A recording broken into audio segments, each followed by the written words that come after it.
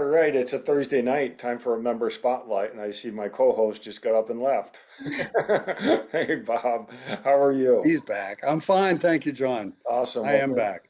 yes, thanks for getting back in time. And tonight, this is going to be fun. I can already tell this is going to be a fun conversation. We've got Ashley Gwynn here, and I am really excited to hear more about her story getting into triathlon because she's brand new. I don't want to steal Bob's material here, but brand new where she did all four of our events, which is really pretty cool.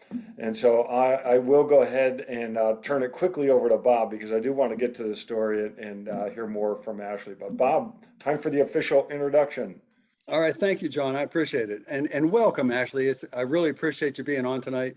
And I'm looking forward to this, sincerely looking forward to this, because we've had a lot of, the people who have been doing triathlons all their life and they've been, all this other experience.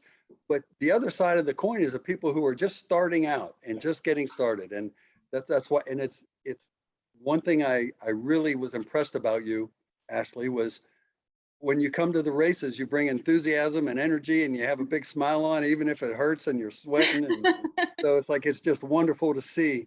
And for the folks who are out there who don't know Ashley, I don't know Ashley well at all, but she did her first triathlon in April, joined the club in April of this year, did all four of our triathlons, well, three triathlons and the aqua bike, and finished every one of them with a smile. And if you look at the great pictures that Brian Workman has done, she's got this beautiful smile on it. So it's again, as I posted in the announcement, it's wonderful having you in the club.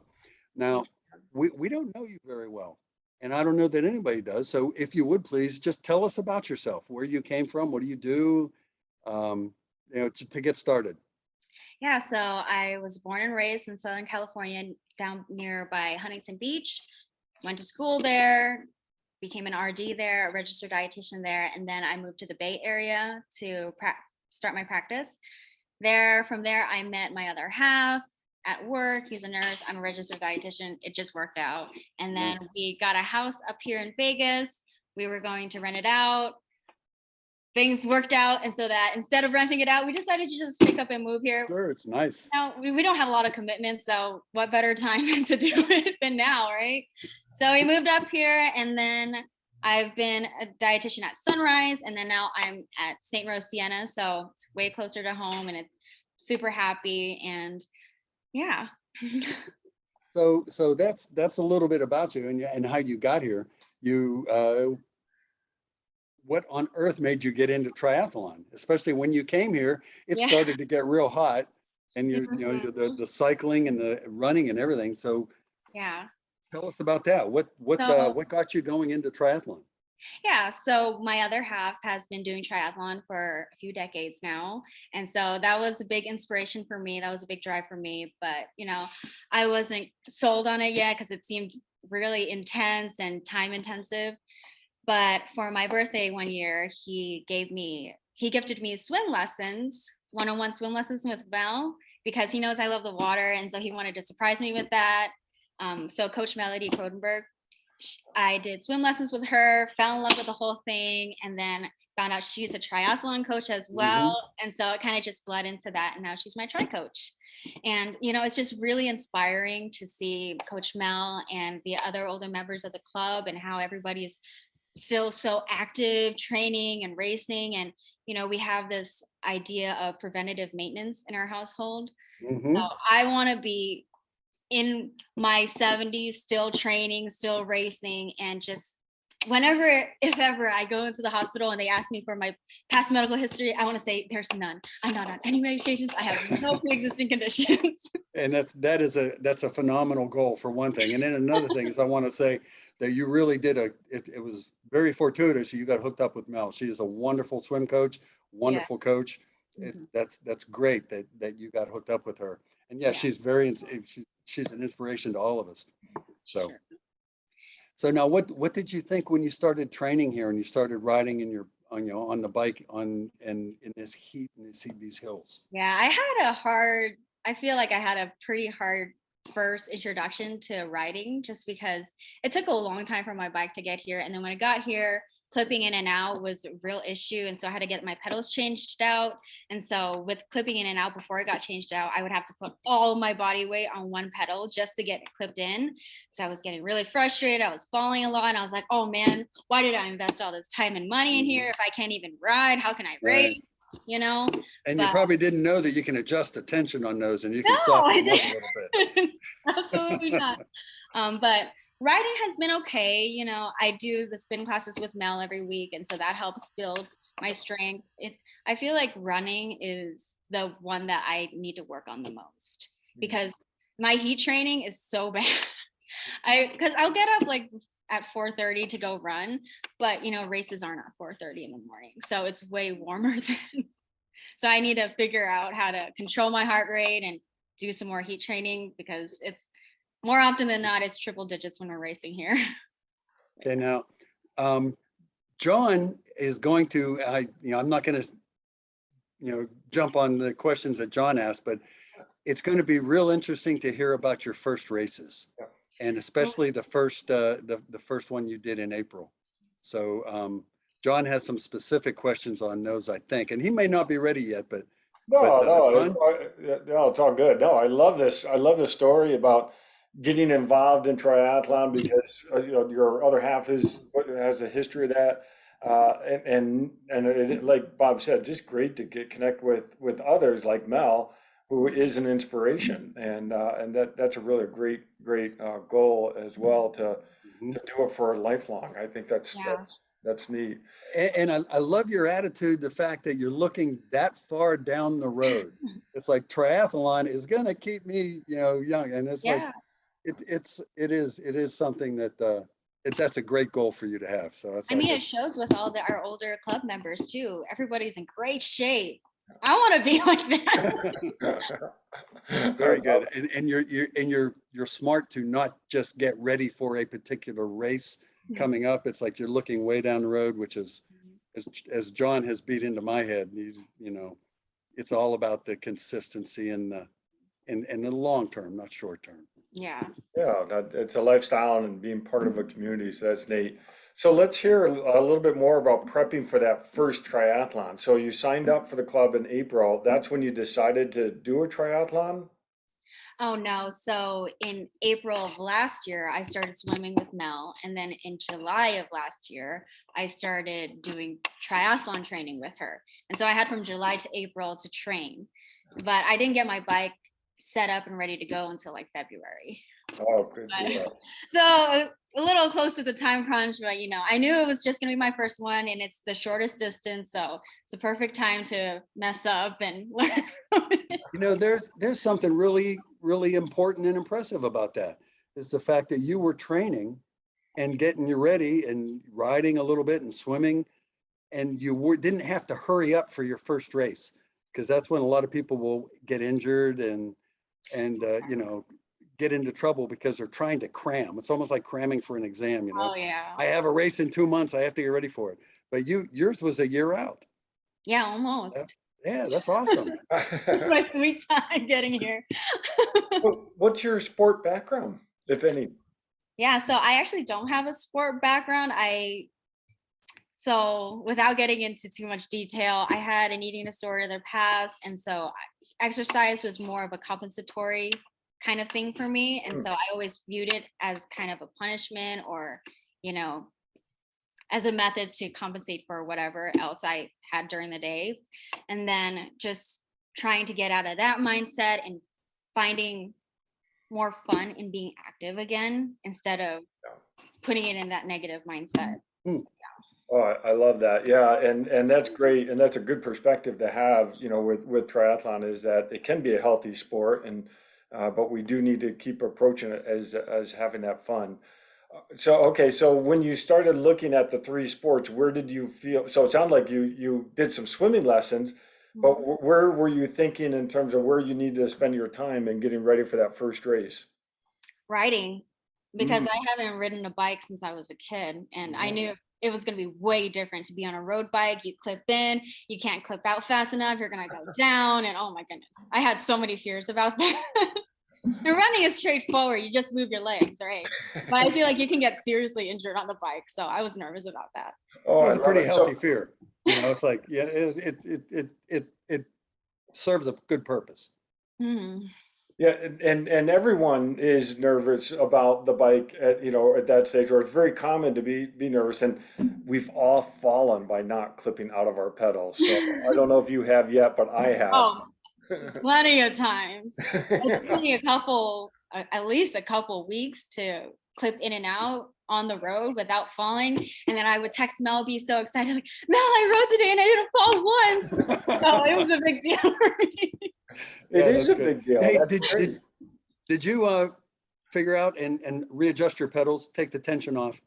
Oh yeah, You had somebody do that? I had somebody actually change out the whole pedal, the Okay. whole Good. thing. Yeah.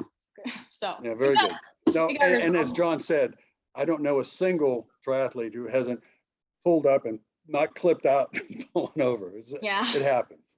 Yeah, but at some point you gotta just be you just have to accept that you're gonna fall. And then I try to be in the mindset that, okay, if this was a race and I fell, am I gonna want to waste time sitting down here crying about my bruise or whatever? No, I want to get up and get this Deal thing with it. done. I love it. So, injuries are gonna happen. Just be smart about it, wear your helmet There you correctly. go. That's great.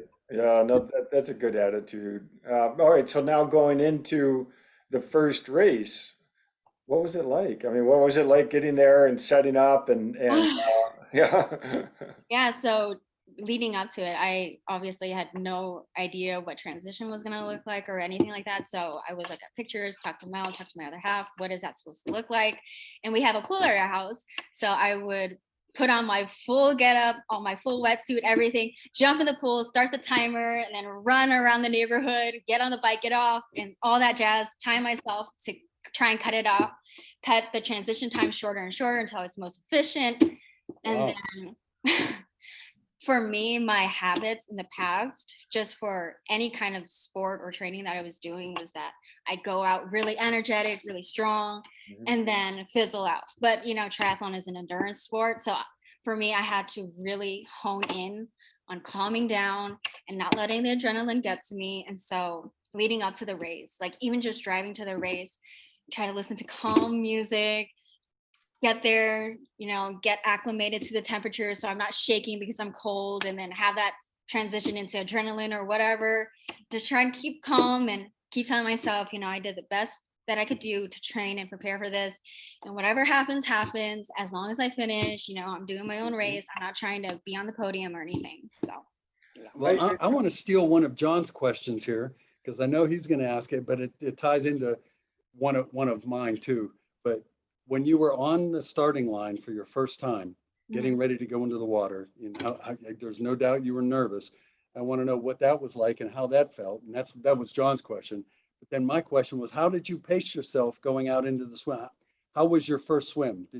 Were you able to calm down? Or did you do like, 99% of the triathletes and go out for 100 yards and can't breathe? Oh no, no. I was trying to stay calm. So I knew for me, I'm kind of a baby when it comes to cold. So I wanted to get in the water as fast as I could so I can get acclimated, get it in the wetsuit, get used to Hmm. the temperature. And then I wasn't prepared for the chaotic flurry of people and all the waves and bubbles in my face when it would start. And so I was not doing 3 strokes and then a breath. I was doing like 1 stroke, 1 breath, 1 stroke, 1 breath until I could get like things honed in. But after that, it was fine. I feel like getting more used to swimming with a lot of people Mm. throughout the races helps. But yeah, it was a little chaotic at the beginning. I wasn't prepared for that, but I'm sure it's going to be worse at other races that are not club races because there's going to be like hundreds of people versus a couple dozen. Well, I love this. One, you're right. That water is cold in April, and so that's no joke. And so being ready for that is good. But what I really like about what you're telling here is you really took a step back and you know yourself and you know what you need to do to prepare for the event. Not only the exercise part, but just thinking through the event. That's really great for people to hear. and just trying to figure out how to just be calm and enjoy the moment. All Yeah. right, so the chaos in the beginning, yes, that can be that way. How did you get through that? It was fun though. Yeah. It was fun. It was different. It was really fun. It was kind of like, is this what it's going to be like if I'm in the ocean and there's a lot of waves? I don't know. Yeah.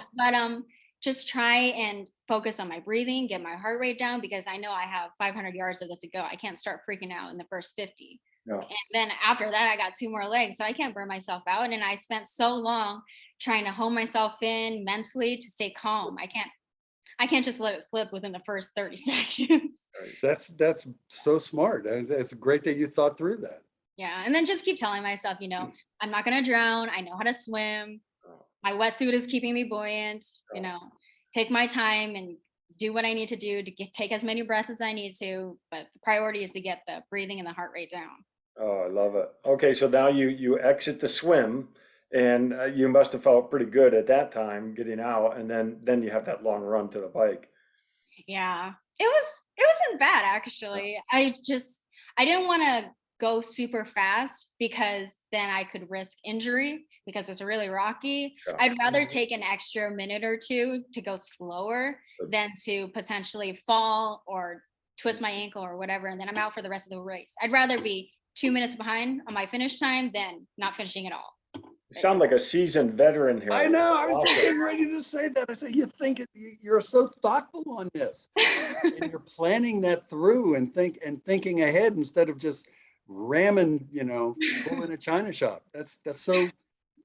It's like Oh you have my a ton of God. experience. Oh no, Bob. My other half calls me a bull in the china shop all the time. Apparently not. You know, Oh, that's right. great. so I'm trying to hone it in. tell us about the bike now.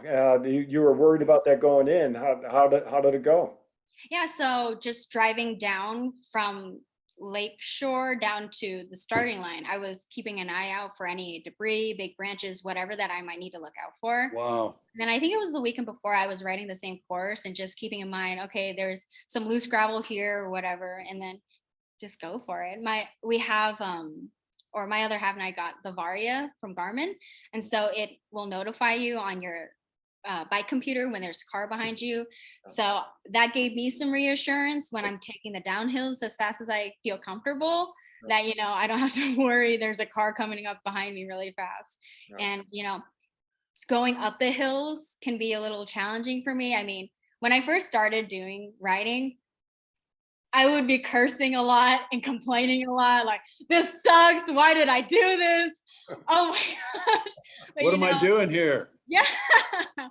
But then after some time, some training, getting my fitness up, I'm just trying to stay focused. And, if I'm starting to struggle, what do I hear? I hear Mel's voice telling me, work it, push it harder, whatever, like she does in class.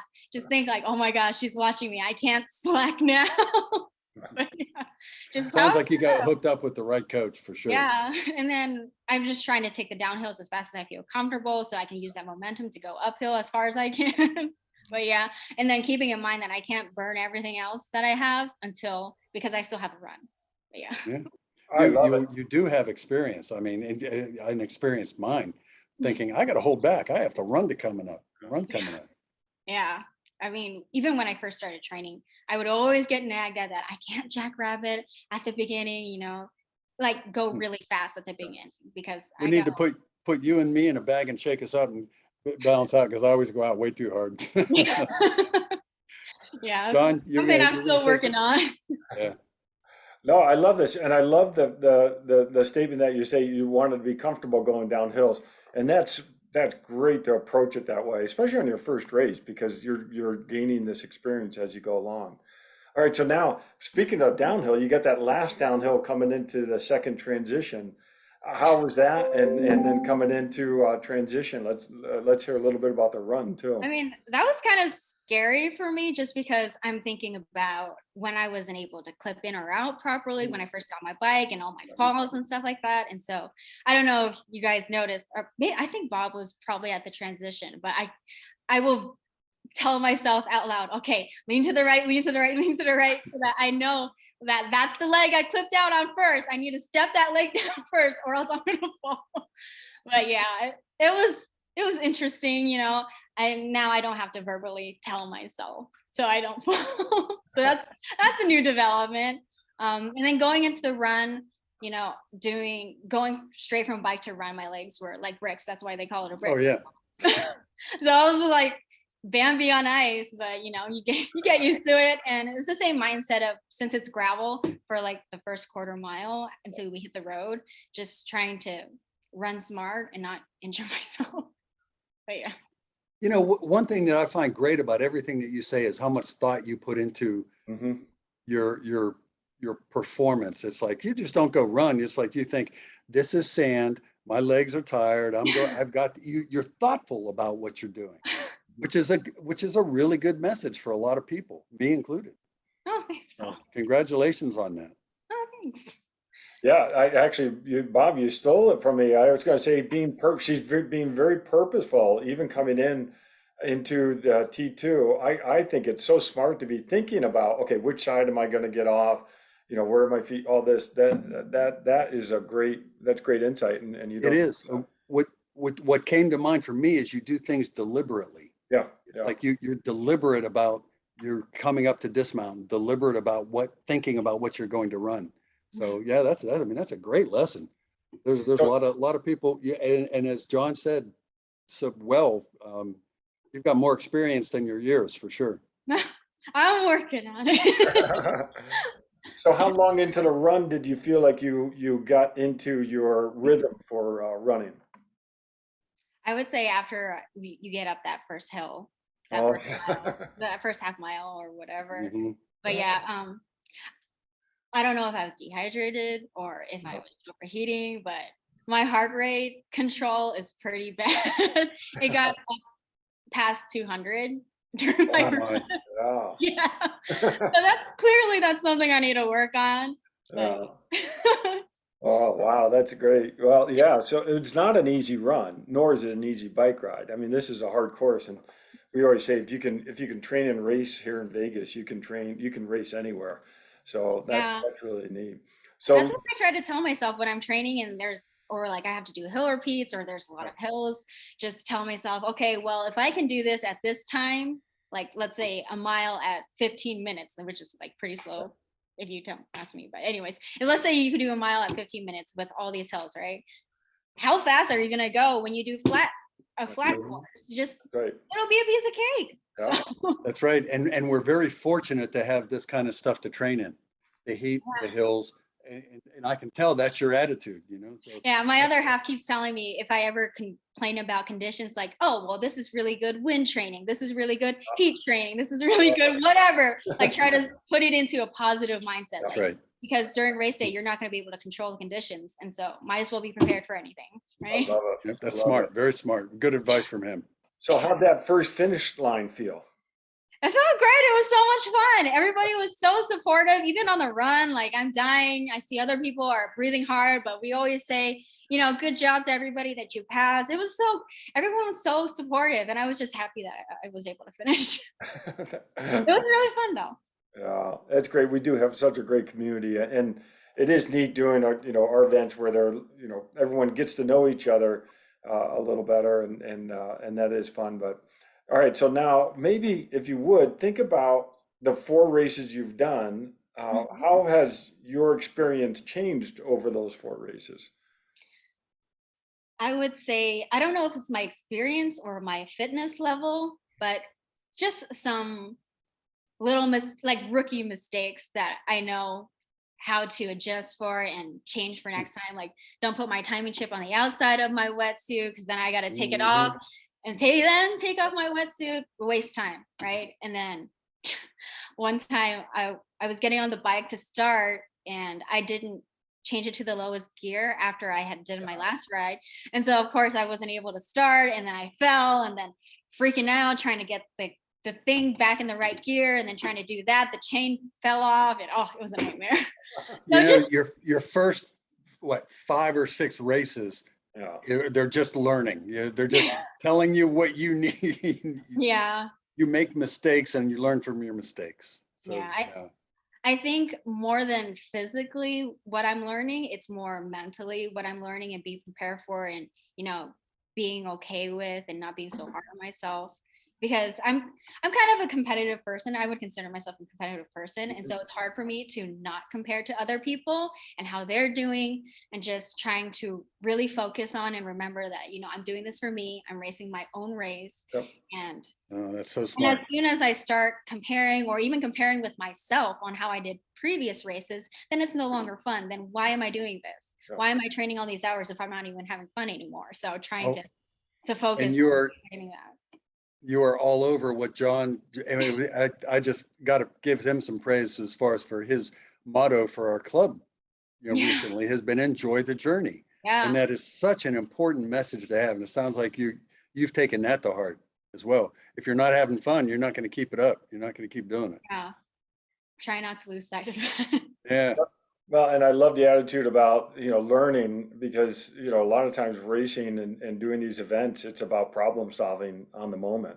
And so that's neat that you've got that perspective. All right, so now I want to jump forward though. What do you have left in 2022 and what are you looking at for 2023?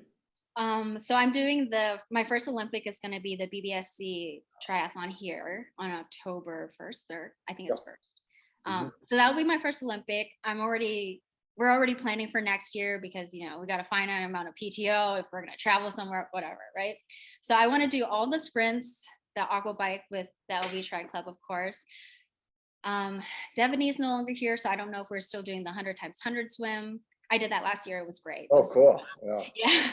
I was the last one to finish all 100, but I was so happy that I finished. That's awesome. I was so tentative on if I could even do 50. So I was really glad I did it. Let's see. I want to do a half marathon in Humboldt, California. So that's with the Redwoods in October of next year. That'd be We're nice. looking at doing the Lake Tahoe swim. And then Wow. tentatively, I haven't talked to my coach about this yet, so I don't know if I should talk about it. But Yeah, I know you're going to out yourself on it. It sounds like you got a 70.3 in the back of your mind. it is. Oh my gosh. So I was actually thinking about maybe doing a long course or doing a 70.3. And for me, I don't, like I told you guys previously, I don't know if an IM is ever in my future, but I said the same thing about a half IM, but here we are. I'm thinking about doing a half IM, and if that's going to be where I tap out or the top of the levels of racing that I'm going to do, I want to make sure it's somewhere I really enjoy. And so I'm looking at doing the Santa Cruz 70.3. But yeah. Love and it. then sprinkle a couple Olympics in there, wherever is free. You have such an infectious positive attitude here. I just love this, that, you're being very thoughtful in terms of preparing for your first race, but now, as you talk more about your events, this is just neat to hear your plans going forward. And I have no doubt that you're going to be successful in these different events. Thank you. Oh yeah, and then I'm going to do the Letape tour in Red Rock that they're doing in May. Have you guys heard about that one? Yes. What is it called again? Letape? Yeah, the Letap. Yeah. Oh, there we go. Yeah, I know I'm not pronouncing it correctly. Yeah. I'm not sure I'm pronouncing it right either. It's the Tour de France group that's coming to town, so that's very exciting. Yeah. Yeah. So one specific event for each leg, and then a couple of triathlons bringing it together. So half marathon, a swim in Tahoe, and then the bike ride here, and the Letap, whichever way it is. I'm sure someone will come correct us. That's a great way to approach this. Now, Ashley, you're from Huntington Beach. Did you swim in the ocean much? No, I haven't done any open water swim, really. I wouldn't consider like traditional open water swim unless it was in Hawaii. So I haven't really swam in the ocean with all the waves and the temperature yet. And so that's something I'm really looking forward to learning about, because we only have lake access here. I want to see how can we train for ocean swims when we only have lake access here. I mean, I could drive or fly to the beach, but how often, how effective is that going to be? Lake Mead will kick up when you get a little bit of wind on it, and you will get some waves. So it's like, yeah, don't count out Lake Mead for some good training. It'll be there. Is it What's that? Is it comparable to like ocean swimming? Yeah, Um, it can be. it can be, except for the breakers. You don't have any breakers coming in. So, Mm, like we get out through the breakers, but it can be comparable and windy and yeah, you get slapped in the face. Yeah. oh, sweet. I think another, I mean, it's good training. Yeah, You yeah. never know what if you have terrible conditions on race day? Then you Mhm. be like, it's a piece of cake. I did this before. I There, love there your is one attitude. question before we run out of time, and we're almost at the very end, but you've been doing this for a year and in your first year of racing, what is it that you have learned? And you're obviously really intelligent about racing and training. What have you learned and what would you tell new people coming in, that Um, maybe learn from your mistakes? I I would say there's a few things. One of them is that to put yourself out there and don't be afraid of looking dumb, don't be afraid of falling, of making mistakes because everybody's been there and there's probably seasoned people who still fall, right? And the community here is so supportive and so kind, so helpful. Do group training whenever you can, ask questions. You can learn so much from people here. And again, everyone's so supportive and loving. It's amazing. I've never experienced anything like that before. And then remembering your mental toughness Hmm. because you can go out and be as active and as fit as you want to be, but if you're not mentally tough and you're out there doing a marathon, right, but you're doing all this negative self-talk or you're not doing it for the right reasons, then you're not having fun. And how long is that going to continue on for? You're not going to be doing that in 10 years if you're not having fun anymore. So there's that. Very And good. then just Absolutely. control your imagination when you're in the water, which I'm still working on. Control your Especially, imagination. I like the way you put that. yeah. Mhm. But and then don't cut corners. Yeah. Just do your best not to cut corners. And That's important. That's great that you would say that. don't You cut got to corners. put the work in. Yeah, but also don't work yourself to the point of injury. So you got to find the balance because if you want to do that really hard workout one day, but then you're going to get injured, you're going to be out for a week or two. That's not worth it. I'd Oh, rather, John is smiling big on this one because this is what it took him a couple of years to get that through to me. And one of the things that John has said that is great that you just even espoused here is, working out so that you can work out tomorrow, you know? yes. Oh, that's a great way to put it. Yes, absolutely. Yeah. Yeah, Ashley, that's a this has John quote. been fantastic. And I'll tell you what, you started this conversation talking about someone inspiring you to do triathlon, but I actually see you inspiring others. And so this is just so neat to hear your story about getting involved in triathlon and where you're going and Mhm. seeing the success that you've already had.